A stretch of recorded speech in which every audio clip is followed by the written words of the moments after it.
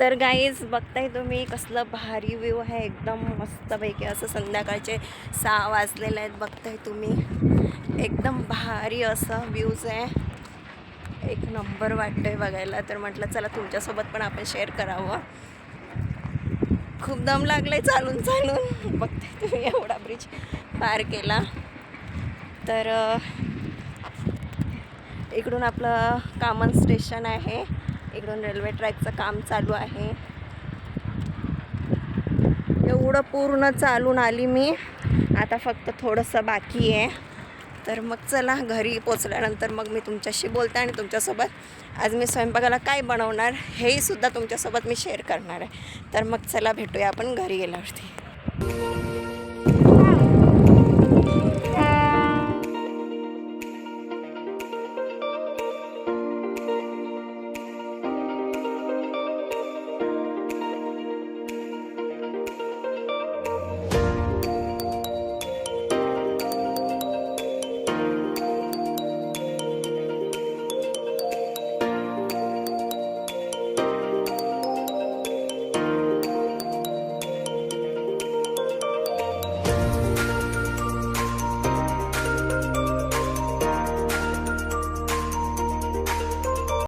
तर चला मग आता इथे मी घरी पोचली. तर घरी पोचल्यानंतर मी बॅगेतून टिफिन काढला, टिफिन घासायला ठेवते. आणि ते मला आईने म्हणजे 2-4 शेंगा दिल्यात शेवग्याच्या. तर आता इथे मी सगळ्यात आधी पहिला बाहेर वाळत घातलेले कपडे सकाळी तर ते काढते आणि बाकीचे ठेवून देते. तर असं काही माझं इव्हिनिंगचं रुटीन आहे जे तुमच्यासोबत मी आज शेअर करणार आहे परत. तर आता इथे तुम्ही बघताय मस्त अशा हिरव्यागार मिरच्या आल्या होत्या आणि टमॅटोज पण आहेत थोडेसे. अर्धे कच्चे आहेत ना, अर्धा पिकलेले आहेत टमॅटो पण.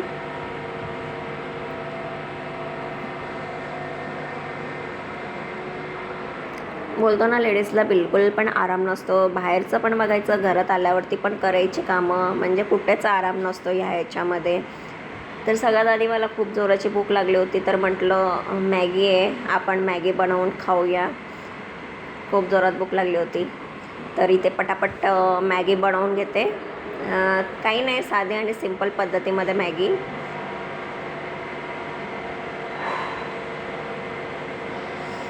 तर मग आता इथे बघतोय तुम्ही माझी मॅगीसुद्धा खाऊन झालेली आहे.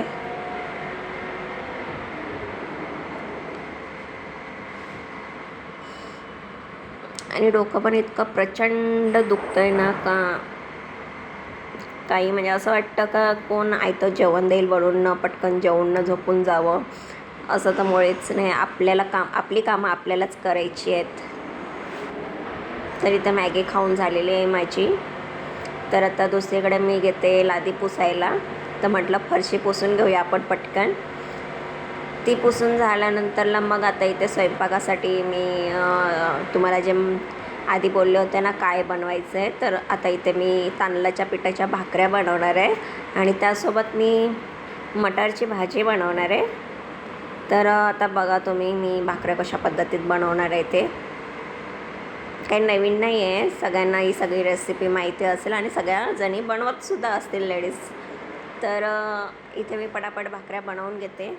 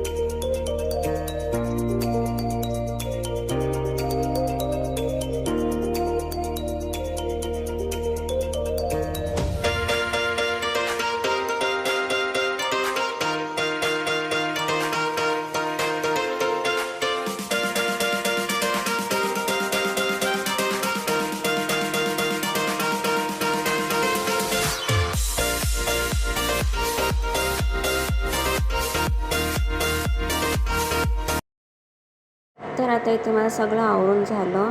तर मग माझं आजचा रुटीन कसं वाटलं हे मला कमेंट्समध्ये नक्की सांगा आणि माझ्या चॅनलला सबस्क्राईब करायला विसरू नका. तर भेटूया आपण पुढच्या ब्लॉगमध्ये. तोपर्यंत सर्वांनी काळजी घ्या. बाय.